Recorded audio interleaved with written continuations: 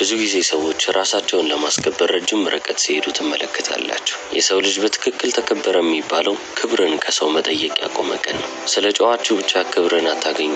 አቅም እንዳላችሁ ማሳየታችሁም ያንን የፈለጋችሁትን ክብር ያመጣላችኋል ማለት አይደለም። በጣም ቅን ስለሆናችሁ ወይንም ደግሞ በበጎነትና በደግነታችሁ መከበራለሁ ብላችሁ የምታስቡ ትኖራላችሁ። እሱም ደግሞ እዚህ ዓለም ላይ ይሰራ። ዋጋዬንም ለእያንዳንዱ ሰው አስመሰክራለሁ፣ ልኬን ማወቅ አለባቸው ብላችሁም ከተንቀሳቀሳችሁ እሱም ትክክለኛው መንገድ ሳይሆን ይቀራል። የሰው ልጅ የምርም እናንተን እያከበራችሁ የሚመጣው እናንተን ተመልክቷችሁ አይ ከዚህ ሰው ጋር ምንም አይነት ጥል አልፈልግም ወይንም ደግሞ ምንም የማያግባባኝ ነገር አልፈልግም ብሎ ሲያስብ ነው። ይህ ማለት የእናንተ ፕሬዘንስ የእናንተ መገኘት የራሱ የሆነ ዋጋ አለው ማለት ነው። ታዋቂው ፈላስፋ ዲፕሎማትና ጸሐፊ የነበረው ኒኮሎ ማኪያቬሊ ስለ ክብርና ስለ ሰው ልጅ ባህሪ እንዲህ ብሎ ተናግሮ ነበረ። የሰው ልጅ ቅንነታችሁን ብቻ ተመልክቶ አያከብራችሁም። ቅንነት ያለ ምንም ገደብ እናንተን ያስንቃቸዋል። ምን ያህል ድረስ መታገስ እንደምትችሉ ይፈትኗቸዋል። እያንዳንዱን በትዕግስት ልለፈው ብላችሁ ያሰባችሁትን አጋጣሚ እንዳለ ለራሳቸው እየተጠቀሙ ይመጣሉ። ለዚህ ነው ለአንድ ሰው ሙሉ ነገራችሁን አሟጣችሁ ሰጣችሁ ማለትም ደግሞ ያላችሁን ሰዓት፣ ያላችሁን ኤነርጂ፣ ያላችሁን አቅም እንዳለ ካስረከባችሁ በኋላ ልክ ተጠቅመው እንደሚጥሉት ሹክ አድርገው የሚመለከቷችሁ። አሁን ይህንን የሚያደርጉት እነሱ ክፉ ስለሆኑ ወይንም ጨካኝ ስለሆኑ አይደለም፣ በቃ የሰው ልጆች ስለሆኑ ነው። የሰው ልጅ ደግሞ ለቅንነት ብቻ ሳይሆን ለኃይል ምላሽ መስጠት ይጀምራል። ለልግስና ምላሽ እንደሚሰጥ ሁሉ ራስን ለመግዛትም በዛው ልክ ሪስፖንድ እያደረገ ይመጣል። አሁን ታዲያ ፓወር ስላችሁ አግሬሽን እያልኩ ወይንም ደግሞ ጥቃትን እያመለከትኩ አይደለም። ኃይል ወይንም ፓወር ማለት እርግጠኛ መሆን ማለት ነው። የራሳችሁን መስመሮች ማወቃችሁ፣ የራሳችሁን ገደቦች ማወቃችሁ፣ ሰዎችን ምቾት የማይሰጥ ነገር ቢሆንባችሁ እንኳን ናታችሁ። የሰው ልጅን ተቀባይነት የምትፈልጉ አይነት ሰዎች አሉ። ሰዎች እናንተን ተቀበሏችሁ አልተቀበሏችሁ ምንም የሚመለከታችሁ ነገርም አይደለም። በተጨማሪም ደግሞ እናንተ ክብር የለበትም ብላችሁ ያስባችሁትንም ቦታ ትታችሁ ለመሄድ ምንም የምትፈሩ ሰዎች አትሆኑ። ሁልጊዜም ቢሆን ከክብር ጋር የተገናኘ ነገርም መሆን የለበትም እኮ። የእናንተን ቪዥን የእናንተን ራዕይ ሰፖርት የማያደርግ ወይንም ደግሞ ወደዛ የማያስጠጋችሁን ማንኛውንም ነገር ለመተው ዝግጁ ናችሁ። ይህ እርምጃችሁ ብቻ በእናንተና በዓለም መካከል ያለውን ግንኙነት በትልቁ እየለወጠባችሁ ይመጣል። ለመሰማት ብላችሁ መጫው አይጠበቅባችሁ። ለመከበር ብላችሁ የራሳችሁን ዋጋ ለሰዎች ማሳየት የለባችሁም። ነገር ግን ራሳችሁን የምትመለከቱበትና ራሳችሁን የምትይዙበት መንገድ የእናንተን ዋጋ ልብ ያላለና እናንተን እየናቀ ያለን ሰው እየታገሳችሁ የመቀጠል ምንም አይነት ርህራሄ እንደሌላችሁ ስታሳዩ የዛኔ የሰው ልጅ እናንተን ማክበር ይጀምራል። በጣም ብዙ ሰው ጨዋታውን የሚስተው እዚህ ነጥብ ላይ ነው። ሌሎች ሰዎች ጥለዋቸው እንዳይሄዱ ብለው ሄደው ከነሱ ጋር ጥብቅ ማለትን ይፈልጋሉ። ማስረዳት የሌለባቸውን የማይጠበቅባቸውን ነገር ሰዎች እንዳይቀየሙኝ ብሎ በማሰብ ብቻ ያስረዳሉ። ከሁሉም በላይ የሚያስፈራቸው ነገር ደግሞ የሰው ልጆች እኔን ባይረዱኝስ ብለው መስጋት ሲጀምሩ ነው። በዛ ሰዓት ላይ ያላቸው ኃይል እንዳለ ከነሱ ወጥቷል ማለት ነው። ኃይላቸውን አሳልፈው የሰው እጅ ላይ ያስቀምጠዋሉ። አሁን ታዲያ ያንን ኃይል መልሼ ማግኘት እፈልጋለሁ። እንዴት ነው ማድረገው ካላችሁ የሰው ልጅ እናንተን ቢቀበላችሁ ባይቀበላችሁም አይመለከተኝም በሚል አቲቲዩድ ውስጥ ወይም አመለካከት ውስጥ ብትራመዱ ኖሮ የዛኔ እናንተ ትክክለኛው ቦታ ላይ ተቀምጣችኋል ይባላል። በዚህ ሰዓትም ነው የሰው ልጅ እናንተ ልዩ መሆናችሁን እያወቁ የሚመጡት። ያ የኤነርጂ ሽፍት ይሰማቸዋል። እነሱን ለመማረክ ወይንም እነሱን ለማስደመም ምንም አይነት ነገርን እያደረጋችሁ አለመሆኑን ሲገነዘቡ እናንተን ከፍ አድርገው መመልከት ይጀምራሉ። ምክንያቱም እናንተ እነሱን ከፍ እያደረጋችሁ እየተመለከታችሁ አይደለም። ከመጡም ይምጡ ከሄዱም ይሄዱ አይነት አመለካከት ይዛችኋልና። ከሰው ልጆች ጋር ግንኙነትን እየፈለጋችሁ አይደለም። መግባባት የምትፈልጉት ሰው እንኳን ካለ በእናንተ ምርጫ ላይ የተመሰረተ ይሆናል። ስለዚህ ያንን ሰው ፈልጋችሁ ወይንም መርጣችሁ ነው ማናገር ወይንም ከዛ ሰው ጋር መዋል የፈለጋችሁት። ለንቀት ምንም አይነት ቦታ የላችሁም።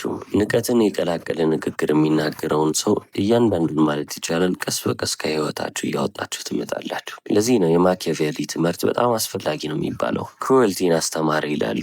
ጭካኔን እያሳየ ነው። ለምንድን ነው የሰው ልጅን እንዲህ ማድረግ ያለብን ብለው ብዙም ይጠይቋሉ። ማኪያቬሊ ግን ጭካኔን ሳይሆን እያሳየ ያለው ክላሪቲን ወይንም ደግሞ አንድን ነገር በግልጽ ማወቅና መረዳት ነው የሚያስተምረው። አንድ ክፍል ውስጥ ስትገቡ ያንን ክፍል በደንብ አድርጋችሁ ማንበብ አለባችሁ ይላል። ሰውየው ፈላስፋና ጸሐፊ ከመሆኑም በፊት ፖለቲሽን ነበር። ስለዚህ እሱን ማዳመጥ አይከፋም።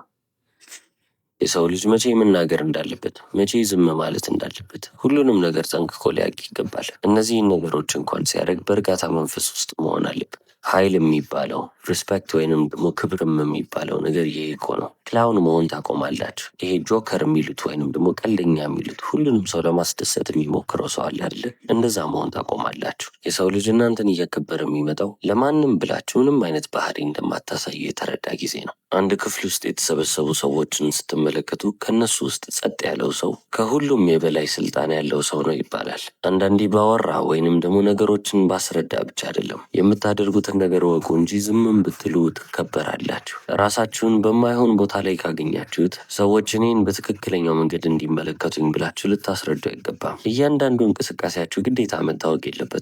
አንዳንዴ እንደዛ ለፍታችሁ አስረድታችሁ እንኳን አሁንም ሰዎች በዛ መነጽር ሳይመለከቷችሁ ይቀራሉ። ስለዚህ ተወት ማድረግን ልመዱ። አንዳንዴ ዝምታችሁ ሲበዛ እያንዳንዱን እንቅስቃሴያችሁን ለሰዎች ማስረዳት ስታቆሙ ሰዎች ስለ እናንተ ማወቅ እየፈለጉ ውስጣቸው ያለውን ጥያቄ እየበዛ ይመጣል። ባለፈው ስለ ካውያንግ ቪዲዮ ሰርቼላችኋለሁ አይደለ?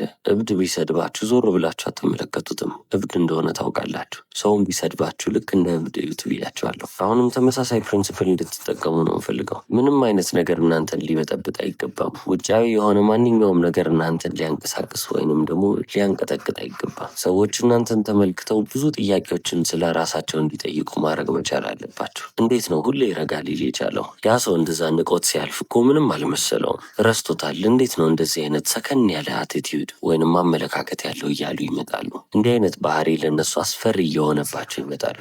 አይ ከዚህ ሰው ጋርስ ምንም መነካከት አልፈልግም የሚሉበት ደረጃ ላይ ይደርሳል። እናንተ እነሱን የማስፈራራት ምንም አይነት ኢንቴንሽን ወይንም ፍላጎት የላችሁ። ነገር ግን ራሳችሁን በጣም ስለገዛችሁ ያ ራሳችሁን የገዛችሁበት መንገድ እነሱን እያስደነገጠ ይመጣል።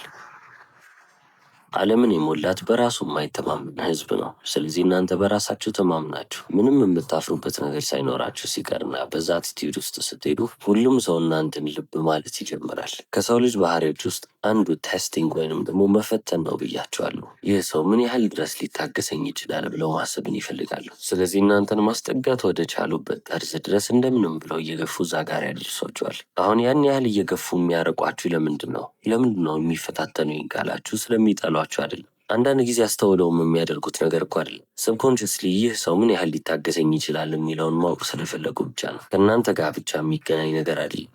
የሰው ልጅ ባህሪ ነው። እያንዳንዱን ሰው በዚህ መንገድ ይፈትናል። እርስ በእርስ የሰው ልጅ እየተፈታተነ ነው የሚሄደው። ታዲያ አሁን እነዚህ ፈተናዎች እናንተ ጋር መምጣታቸው አይቀርም። በዛ ሰዓትም እናንተ አንሼከብል እንደሆናችሁ ወይንም ደግሞ ምንም የሚያንቀሳቅሳችሁ ነገር እንደሌለ ሲሉ ወዲያውኑ ገደቡን ለይተው አውቀውታል ማለት ነው። መስመሯን ይችላሉ።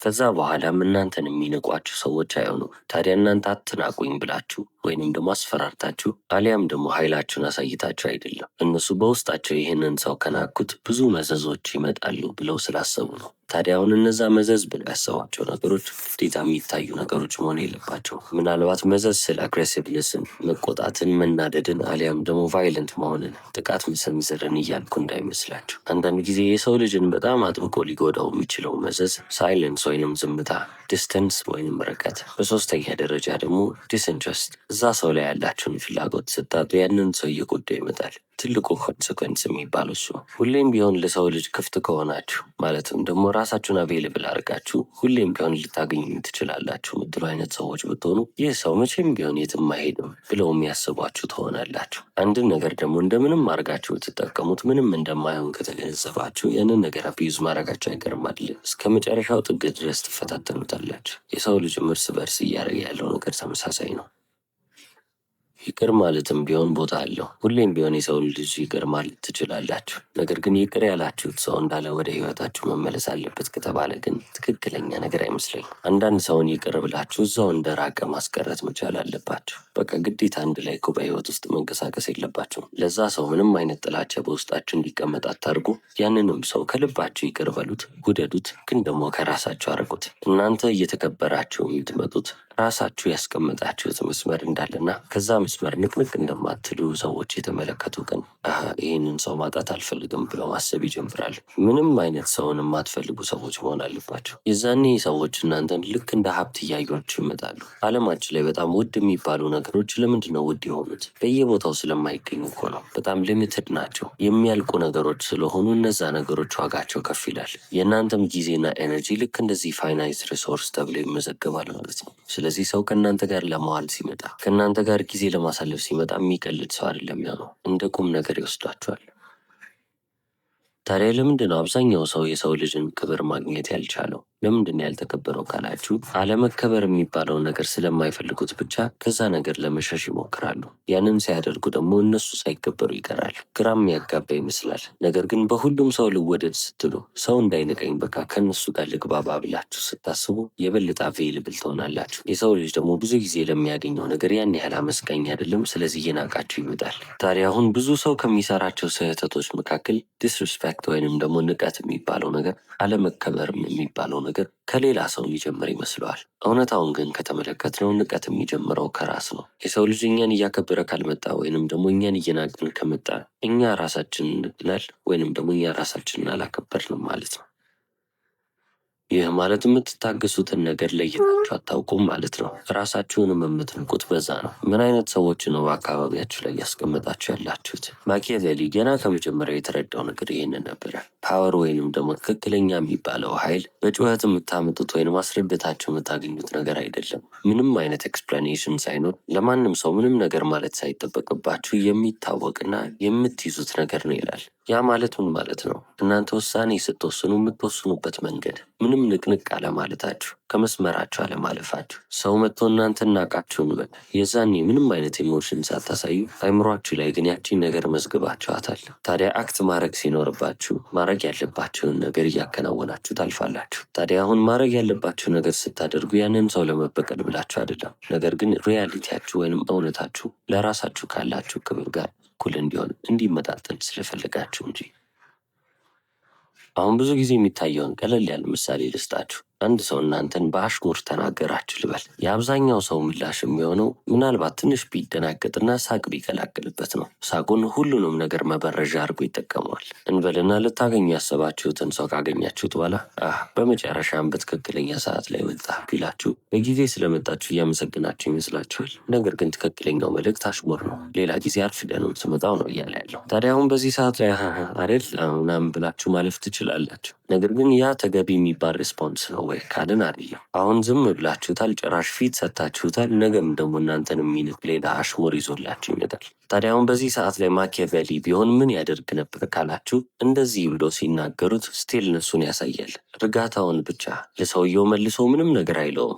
አይኑን ግን ያየዋል። ምንም አይነት ምላሽ ግን አይሰጠውም። ያ ሰው አሽሙርን ሲናገር ከእናንተ የሆነ ሪስፖንስ ወይንም ደግሞ ምላሽ ይጠብቃል። ያንን ምላሽ በአይ ኮንታክትና ምንም ምላሽ ባለመስጠት ስትመልሱለት ደግሞ ምቾት እየነሳችሁት መጣችሁ ማለት ነው። ለምንድን ነው ምን አቅበጥብጦኝ ነው ይህንን ነገር የተናገርኩት የሚልበት ነጥብ ጋር መድረሱ አይቀርም። ምክንያቱም እሱ ለተናገረው አሽሙር እሱ ራሱ ምላሽ መስጠት አለበት። እናንተ እኮ ምንም አልልም ብላችሁ ዝም ብላችሁታል።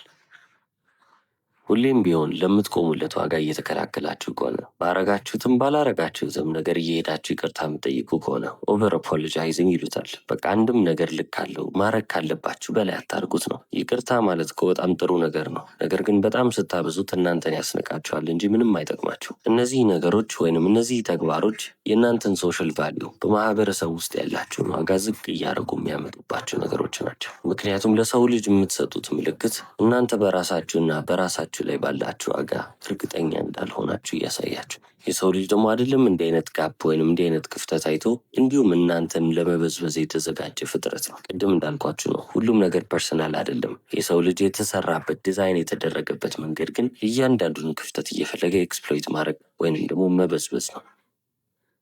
አስበው አስተውለው እኮ አይደለም እናንተን የሚነቋቸው፣ ነገር ግን በቃ ተፈጥሯቸው ነው። በዛ መንገድ ነው የሰው ልጅ እየተንቀሳቀሰ የሚሄደው። ታዲያ ይህንን ዲፎልት ሞዳቸውን ወይንም አውቶ ፓይለታቸውን እናንተ ማስቆም የምችሉት እንዴት ነው? ስቲልነስ እና ምንም አይነት ሪያክሽን አለማሳየት፣ ኢሞሽናችሁን ማጥፋት። የዛኔ እስከዛሬ ድረስ በዚህ ባህሪያቸው ሲሄዱ ያገኙትን ባህሪ እዚህ ጋር ሊመለከቱ አልቻሉም። ስለዚህ ደንገጥ ብለው የራሳቸውን አክሽን መመልከት ይጀምራሉ። እናንተ ራሳችሁን ማክበራችሁ ሰዎችን በዛ ምክንያት እናንተን እያከበሯችሁ ሲመጡ ለሶሳይቲ ወይንም ማህበረሰብ ትልቅ የሚባለውን ውለታ እየዋላችሁ ነው። እናንተ ጋር በምን አገባኝነት ያለፉትን መስመር ድጋሚ ሌላ ሰው ጋር ሄደው መሳሳት አይፈልጉም። ምክንያቱም ባለፈው እንዳደረጉት አሁንም ሄደው የሚያደርጉ ከሆነ መዘዙ ተመሳሳይ እንደሚሆን እያሰቡ ይመጣሉ። ስለዚህ በሰው ልጅ መከበር ስታስቡ ሁሌም ቢሆን ራሳችሁን ማስቀደማችሁን እንዳትረሱ። እናንተ ምን ያህል ድረስ ትዕግስተኛ ለመሆን ዝግጁ ናችሁ? ስንቱን ነገር ታግሳችሁ ታልፋላችሁ? እነዚህ ነገሮች እናንተ ራሳችሁን ታከብራላችሁ አታከብሩም በሚለውን ይመልሳሉ። አሁን እዚህ ጋር አለመታገስ ማለት ምን ማለት ነው የሚለውን ነገር ማወቅ አለብን። አንድ ሰው መስመሩን ሲያልፍ ያንን ሰው መናገር አለባችሁ ወይንም ደግሞ በቦታው ላይ ማስቀመጥ አለባችሁ እያልኳችሁ አይደለም።